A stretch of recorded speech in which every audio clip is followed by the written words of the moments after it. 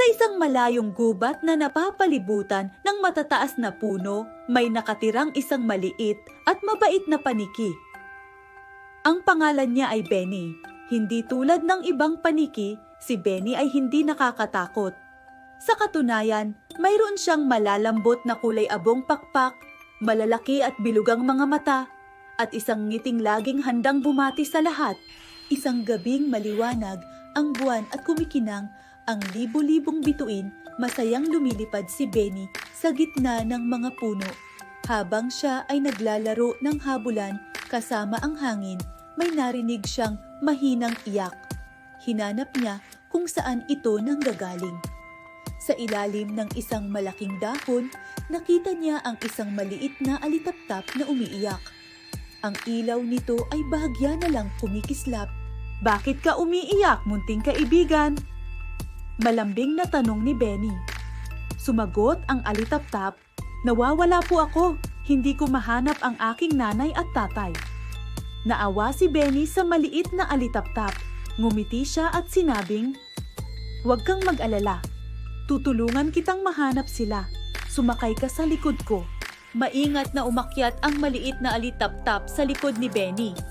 Lumipad sila pataas, mas mataas pa sa mga puno. Mula sa itaas, kitang-kita nila ang buong kagubatan na parang isang kumot ng kadiliman na may mga kumikinang na ilaw. Tinanong ni Benny, "Saan ba sila madalas maglaro?" Itinuro ng alitaptap ang isang kumpol ng mga bulaklak na kumikinang ng kakaiba.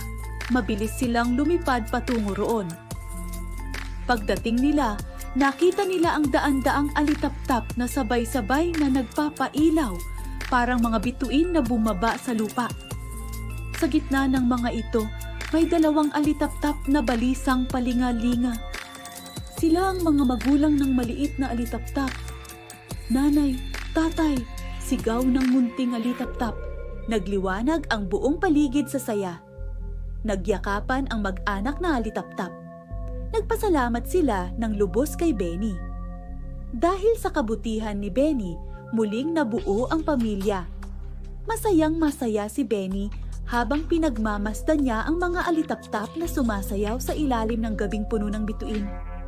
Mula noon, naging matalik na magkaibigan si Benny at ang pamilya ng mga alitaptap. At tuwing gabi, kung titingin ka sa kalangitan ng gubat, makikita mo ang isang munting paniki na masayang nakikipaglaro sa kanyang mga kumikinang na kaibigan. Ang gabi sa gubat ay laging puno ng mahika at saya dahil sa kanila.